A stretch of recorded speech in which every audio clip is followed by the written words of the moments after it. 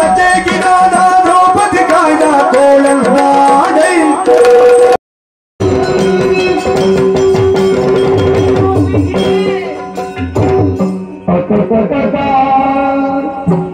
ದೌರ್ಭಾಗ್ಯವೇ ಪ್ರಕಟಿಸಿತು ಎನ್ನಯ ವಿಧಿಯದು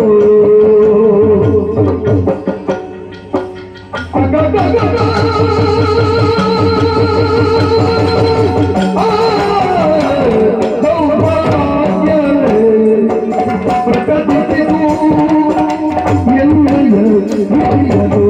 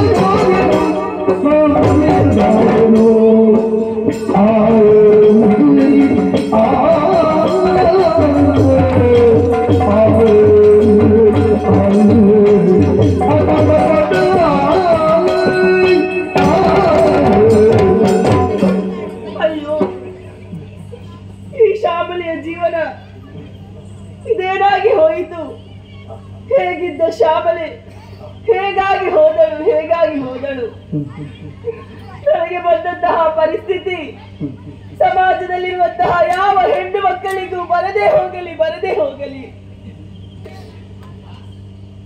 ಆ ದೇವರು ನನಗೆ ಈ ರೀತಿಯಾದಂತಹ ಶಿಕ್ಷೆಯನ್ನು ಯಾಕೆ ಕೊಟ್ಟ ಇತ್ತ ಅರಮನೆಯಲ್ಲಿ ನಿಲ್ಲಲಾಗದಂತಹ ಪರಿಸ್ಥಿತಿ ನನ್ನದು, ಅತ್ತ ಅರಮನೆಯಿಂದಲೂ ಹೊರ ಹೋಗಲಾಗದಂತಹ ಪರಿಸ್ಥಿತಿ ನನ್ನದು. ಸುತ್ತಲೂ ಸರ್ಪ ಗಾವಲನ್ನು ನೇಮಿಸಿದ್ದಾನೆ ಆ ವಜ್ರಾಸುರ. ಈಗ ಬರುತ್ತಾನೆ, ಆಗ ಬರುತ್ತಾನೆ ಎಂಬಂತಹ ಭಯದಲ್ಲಿ ನಾನು ಬದುಕುತ್ತಾ ಇದ್ದೇನೆ. ನನ್ನನ್ನು ಕಾಪಾಡುವವರು ಯಾರು ಇಲ್ಲವೇ?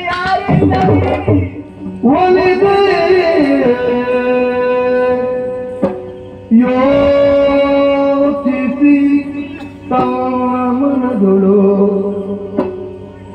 ಯೋಚಿಸಿ ತನ್ನ ಮನದೊಳಗಿದಳು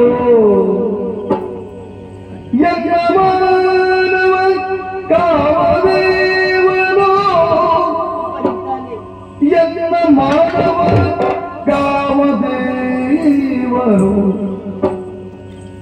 ಬ್ರಹ್ಮಲಿಂಗೇಶ್ವರನೇ ಅನ್ಯಥಾ ದೈವವಿಲ್ಲೆಂದಿರುತ್ತ ನುಡಿಸಿದಳು ಭಕ್ತಿಯಿಂದಲೇ. ದೀಪವು ನಿನ್ನದು, ಗಾಳಿಯು ನಿನ್ನದು, ಆನವಿರಲಿ ದೀಪವು ನಿನ್ನದು, ಗಾಳಿಯು ನಿನ್ನದು,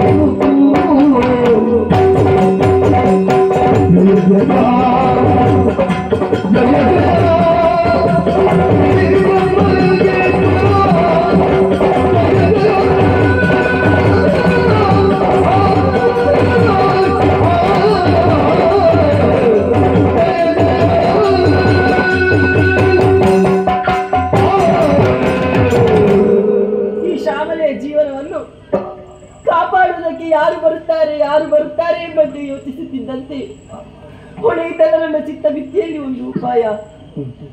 ಅದೆಷ್ಟೋ ಸಮಯಗಳಿಂದ ನಾನು ನನ್ನವರು ಪ್ರಾರ್ಥಿಸಿಕೊಂಡು ಬರುತ್ತಿರುವಂತಹ ನನ್ನ ದೇವರು ಬ್ರಹ್ಮಲಿಂಗೇಶ್ವರ ದೇವರಿದ್ದಾರೆ. ಅವರನ್ನೇ ಮನಸಾರೆ ಪ್ರಾರ್ಥಿಸಿದೆನ್ನುವಂತಾದರೆ ನನ್ನನ್ನು ಕಾಪಾಡುವುದಕ್ಕೆ ಅವರು ಬಂದೇ ಬರುತ್ತಾರೆ ಎಂಬಂತಹ ನಂಬಿಕೆ ವಿಶ್ವಾಸ ನನಗೆ ಉಂಟು. ಹಾಗಾಗಿ ಇನ್ನು ನಾನು ತಡ ಮಾಡುವುದಿಲ್ಲ. ಬ್ರಹ್ಮಲಿಂಗೇಶ್ವರ, ನಿನ್ನ ಭಕ್ತಿಯಾದಂತಹ ಶ್ಯಾಮಲಿಗೆ ಕಷ್ಟ ಬಂದಿದೆ ದೇವ, ಕಷ್ಟ ಬಂದಿದೆ.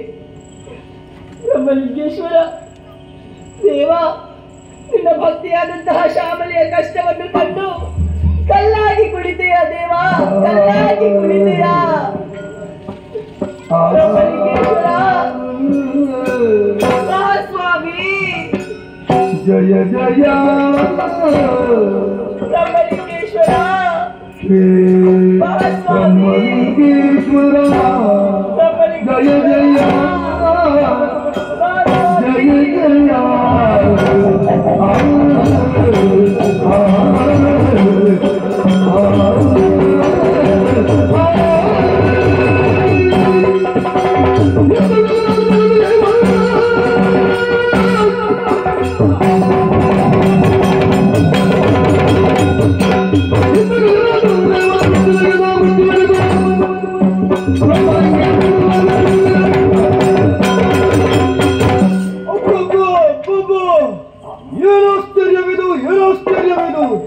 ನನ್ನ ಭಕ್ತಿಯಂತ ಶ್ಯಾಮಲೆಗೆ ದುಷ್ಟರಿಂದ ಕಷ್ಟ ಬಂದಿದೆ.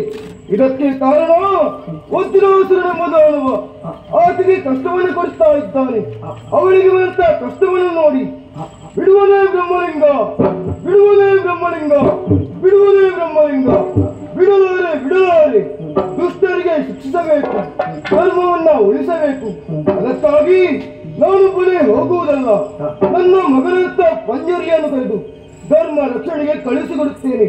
ಮಗನೇ ಪಂಜರ್ಲಿ ಬಾ, ಮಗನೇ ಬಾ, ಮಗನೇ ಪಂಜರ್ಲಿ ಬಾ, ಮಗನೇ ಬಾ, ಮಗನೇ ಪಂಜರ್ಲಿ ಬಾ, ಮಗನೇ ಬಾ.